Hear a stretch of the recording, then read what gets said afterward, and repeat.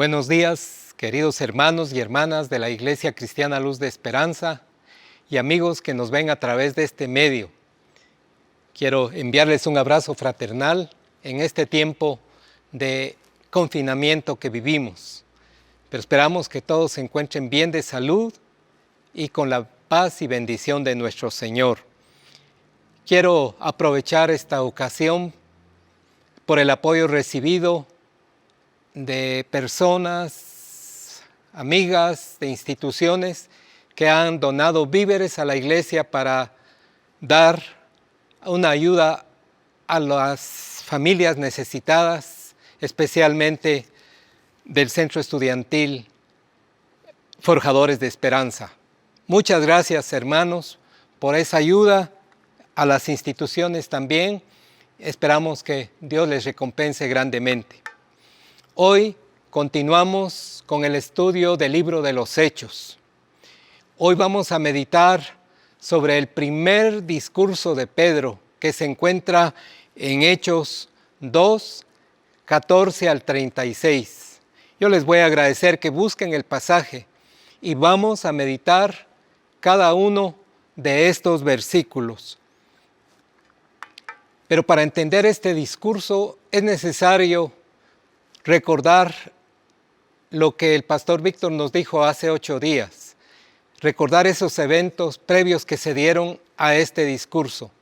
En primer lugar, recordar que nuestro Señor Jesucristo había prometido antes de su ascensión al cielo que el Espíritu Santo se iba a derramar sobre sus discípulos.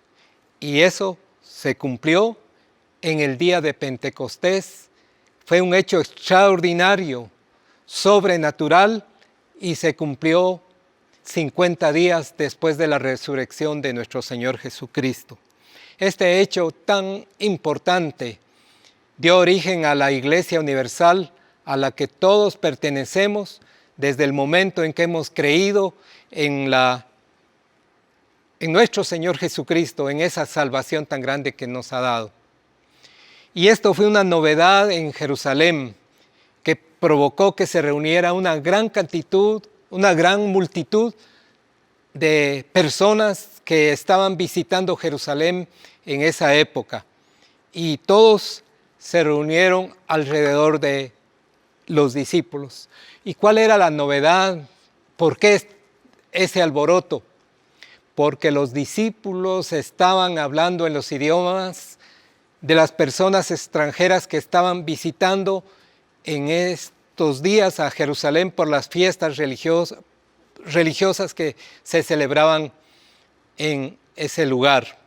Y Hechos 2:11 nos dice que lo que hablaban eran las maravillas de Dios, porque ya el Espíritu Santo había entrado en sus vidas.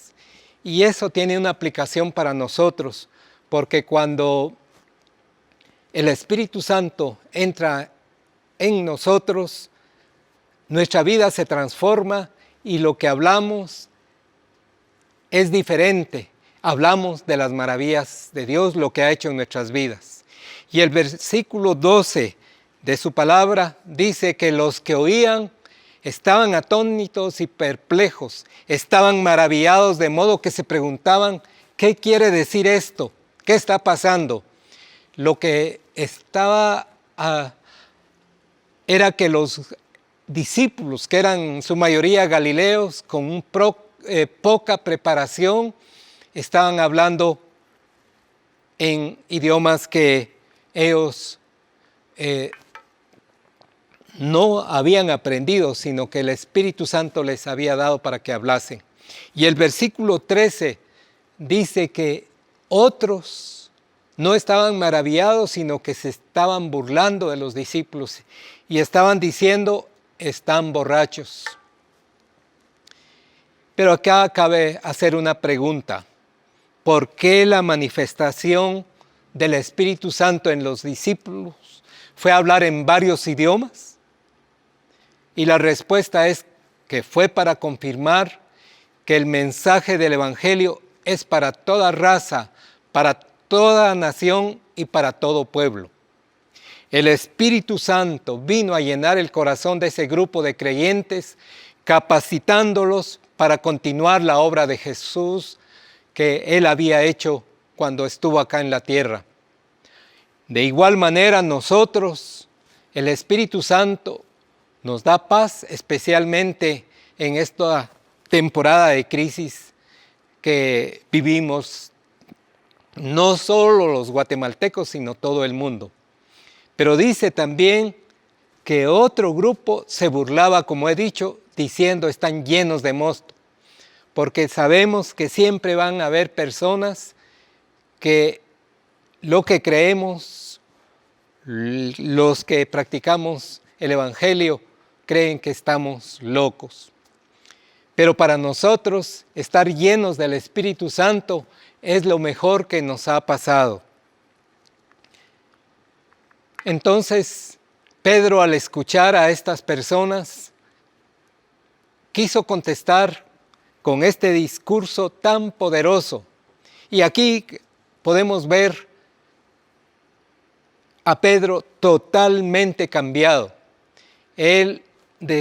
Recordarán todos de la experiencia de la negación de su Señor, de nuestro Señor Jesucristo, el día aquel en que Jesús fue aprehendido. Recordamos que Pedro no tenía estudios especiales, pero ahora estaba lleno del Espíritu Santo. El discurso que pronunció fue sin temor a nadie, ni de los líderes religiosos que tanto lo habían atemorizado en la casa del sumo sacerdote. El Espíritu Santo estaba obrando en él como obra en todos los que proclamamos el glorioso Evangelio del Señor. Y yo les invito a que leamos el versículo 14 y 15 del capítulo 2 de Hechos. Y dice la palabra de Dios: entonces Pedro, poniéndose en pie con los 11, alzó la voz y les habló diciendo: varones judíos y todos los que habitáis en Jerusalén, esto os sea notorio, oíd mis palabras, porque estos no están ebrios, como vosotros suponéis, puesto que es la hora tercera del día. Veamos cómo era el contexto de Jerusalén en esos días cuando se manifestó el Espíritu Santo. Jerusalén estaba totalmente habitada por israelitas, pero la fiesta que estaban celebrando hacía que muchos llegaran a visitar a Jerusalén. Pilato y los romanos no estaban en Jerusalén porque su centro de operaciones era en una provincia cercana que se llama Cesarea. Esto nos lleva a pensar que la iglesia primitiva estaba compuesta principalmente de israelitas. Y también debemos reconocer que después de este hecho, la iglesia cristiana inició en Jerusalén y luego se extendió a Judea, Samaria y hasta lo último de la tierra. Yo quisiera que pongan atención a esto que voy a decir. En el Antiguo Testamento todos iban a adorar a Jerusalén, que era el centro de operación y de adoración más para los judíos, porque ahí se encontraba el templo. Pero después del día de Pentecostés, esto cambió radicalmente, porque ahora tenían que salir de Jerusalén a Samaria y a Judea y al resto del mundo para predicar ese mensaje poderoso que Dios nos ha dado. Y ese fue el principio de la era cristiana. Y Pedro, al iniciar su sermón, respondió a los que se burlaban, explicando que no estaban borrachos, sino que estaban llenos del Espíritu Santo. Y Pedro habló a los judíos utilizando las Sagradas Escrituras que ellos conocían. Y el versículo 16 dice: mas esto es lo dicho por el profeta Joel. Pedro explica la parte de la profecía que se estaba cumpliendo ese día, porque esta profecía abarca hasta los últimos tiempos dentro del programa de Dios. El profeta Joel profetizó todo lo que sucederá en el calendario de Dios, porque para él nada escapa a su control. Y les invito a que leamos los versículos del 17 al 21 de los hechos que estamos meditando. Y en los postreros días, dice Dios, derramaré de mi espíritu sobre toda carne, y vuestros hijos y vuestras hijas profetizarán, vuestros jóvenes verán visiones, y vuestros ancianos soñarán sueños. De cierto, sobre mis siervos y sobre mis siervas en aquellos días, derramaré de mi espíritu, y profetizarán, y daré prodigios arriba en el cielo, señales abajo en la tierra, sangre, fuego y vapor de humo. El sol se convertirá en tinieblas y la luna en sangre, antes de que venga el día del Señor, grande y manifiesto. Y aquí hay un versículo tan importante: y todo aquel que invocare el nombre del Señor será salvo. Quiero enfatizar que todo lo que dice la profecía de Joel no se cumplió en el día de Pentecostés. Fue una parte, fue un anticipo, porque ese día la luna no se convirtió en sangre, ni el sol se convirtió en tinieblas, ni hubo prodigios en el cielo, ni señales abajo en la tierra. Tampoco hubo sangre, fuego y vapor de humo. Lo que Pedro les estaba diciendo es que sobre el derramamiento del Espíritu Santo que se estaba produciendo no les debía extrañar a los que estaban oyendo, porque era parte del cumplimiento de esta profecía. Pero ahora, ¿qué nos enseña lo que Pedro dijo? Así como se cumplió esta parte de la profecía del Pentecostés, en que todos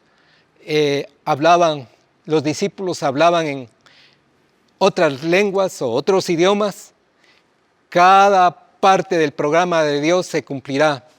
Nunca lo debemos olvidar y al contrario debemos preparar para ese día en que rendiremos cuentas. En el capítulo 2 del libro de Joel profetiza acerca del día del Señor, que son acontecimientos finales que también se encuentran en el Apocalipsis. En el día de Pentecostés los judíos estaban viendo un anticipo de lo que iba a venir. Es importante mencionar que Pedro le estaba hablando a personas que solo conocían el Antiguo Testamento. Hoy nosotros somos dichosos porque tenemos la Biblia completa, en donde se narra todo lo que Jesús hizo. El evento del Pentecostés marca el comienzo de la era cristiana, como lo dije anteriormente. Como hemos dicho, Pedro se estaba dirigiendo a los judíos, tal como menciona el libro de Hechos en el versículo 22 del capítulo 2 que estamos estudiando. Dice: varones israelitas, oíd estas palabras, Jesús Nazareno, varón aprobado por Dios entre vosotros, con las maravillas, prodigios y señales que Dios hizo entre vosotros por medio de él, como vosotros mismos sabéis. Jesús, nuestro Señor, en su ministerio en la tierra hizo maravillas, hizo prodigios, hizo señales que muchos de los que estaban escuchando ahí habían visto. Y nosotros lo podemos saber a través de los evangelios que tenemos en nuestras manos. Pero leamos los versículos 23 y 24 siempre de Hechos 2. Entregado por el determinado consejo y anticipado conocimiento de Dios, prendisteis y matasteis por manos de inicuos, crucificándole, al cual Dios le levantó, suelto los dolores de la muerte, por cuanto era imposible que fuese retenido por ella. Pedro les estaba diciendo lo que había sucedido era de acuerdo al plan de Dios. Y no era algo que a Dios lo iba a tomar por sorpresa. Sin embargo, dejó clara su responsabilidad de los que estaban escuchando. No los liberó de lo que habían hecho. Dice, vosotros lo hicisteis. Y es aquí donde surge una pregunta muy importante que todos debemos contestar. ¿Quién fue el responsable de la crucifixión de Jesús? Por lo que vemos en la palabra, podemos decir, bueno, fueron las autoridades judías, porque iniciaron ellos el movimiento en contra de Jesús. Persuadieron a la multitud para promover alborotos. Manipularon al gobierno romano para que crucificaran a Jesús. Reunieron a personas o a testigos falsos para llevar ese juicio que fue totalmente injusto. Entonces podemos decir que fueron los judíos y los romanos. Pero la pregunta de Pedro va más allá y nos hace reflexionar a nosotros. ¿Qué responsabilidad tuvimos en ese hecho cruel? Y acá yo me pongo en primer lugar y digo, yo, Obdulio Cifuentes, ¿qué papel tengo en la muerte de nuestro Señor Jesucristo? Hermano, ¿sabe usted quién es el responsable de la muerte de Jesucristo?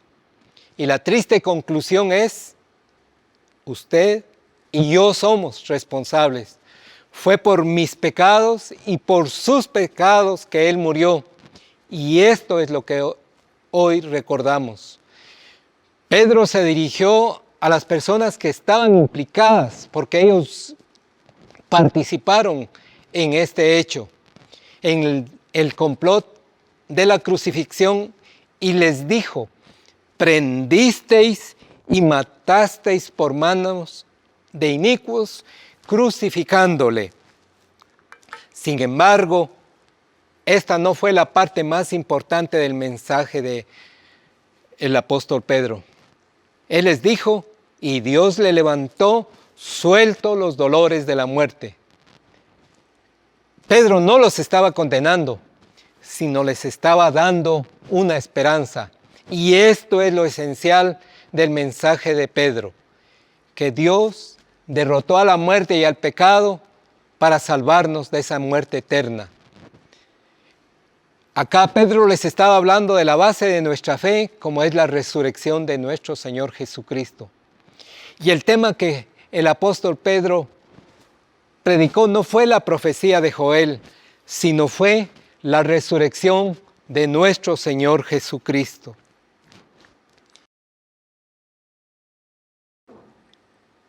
En el plan de Dios para salvar a la humanidad, Él permitió la crucifixión de su amado Hijo. Pero Él no lo dejó en la tumba, sino que lo levantó de los muertos, exaltándolo sobre toda cosa creada.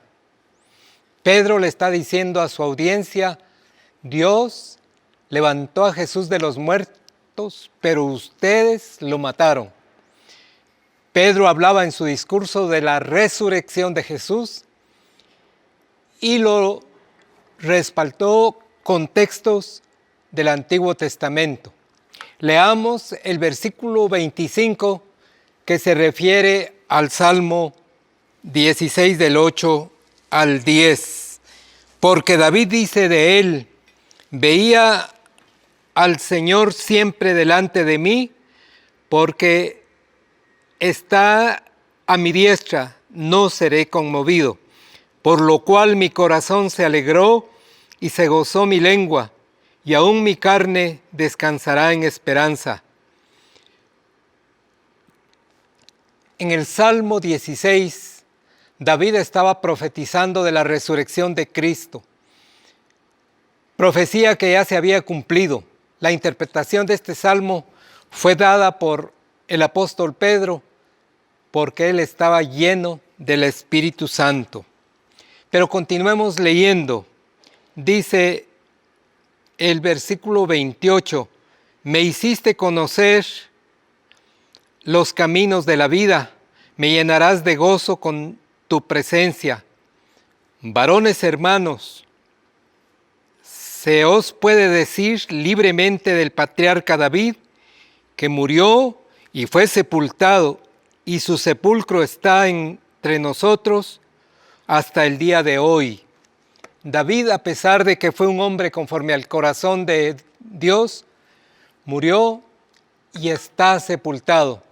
Los que estaban escuchando sabían el lugar donde quedaba el sepulcro donde fue enterrado David. David no estaba hablando de sí mismo, sino que estaba apuntando a Jesucristo. Y él dice, el sepulcro no pudo retenerlo, sino que resucitó de los muertos y se dio la gloriosa resurrección. Leamos el versículo o los versículos 30 y 31. Pero siendo profeta y sabiendo que con juramento Dios le había jurado que de su descendencia, en cuanto a la carne, levantaría al Cristo para que se sentase en su trono. Viéndolo antes, habló de la resurrección de Cristo, que su alma no fue dejada en el Hades, ni su carne vio corrupción. Lo que David estaba hablando en el Salmo 16 es acerca de la resurrección de Jesucristo. Pero veamos el Salmo 32. Dice, a este Jesús resucitó Dios, de lo cual todos nosotros somos testigos.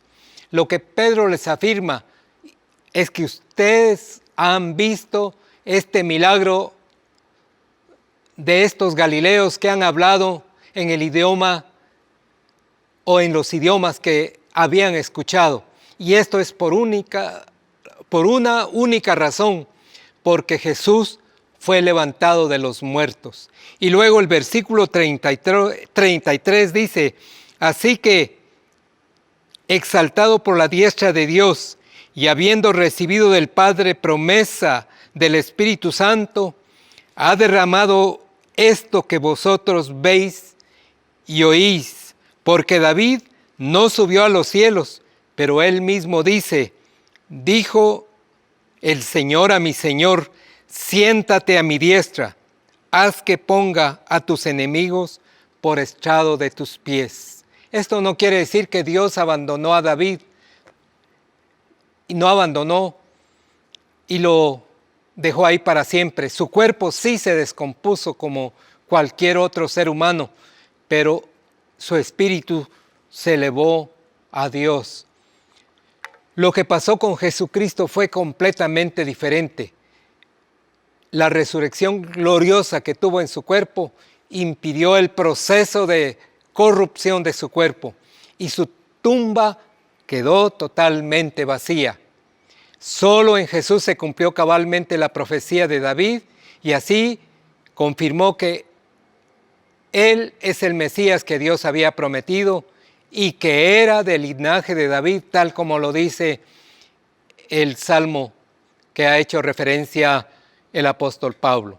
El Mesías ascendió al cielo corporalmente, por lo que era una persona y es una persona superior porque es el Hijo de Dios. Tal como dice Hebreos, totalmente humano y totalmente Dios. Pedro también citó el Salmo 110, versículo 1, diciéndoles, ¿en dónde está Jesús al ascender al cielo? Está a la diestra y está intercediendo por cada uno de nosotros hasta que vuelva a establecer su reino. Leamos el versículo 36. Sepa pues, ciertísimamente toda la casa de Israel, que a este Jesús a quien vosotros crucificasteis, Dios le ha hecho Señor y Cristo. Con esta declaración el apóstol Pedro termina su sermón, su discurso, afirmando que ellos, los que estaban oyéndole, lo habían desechado y lo habían crucificado, pero Dios lo exaltó hasta lo sumo y lo ha hecho Señor y Cristo.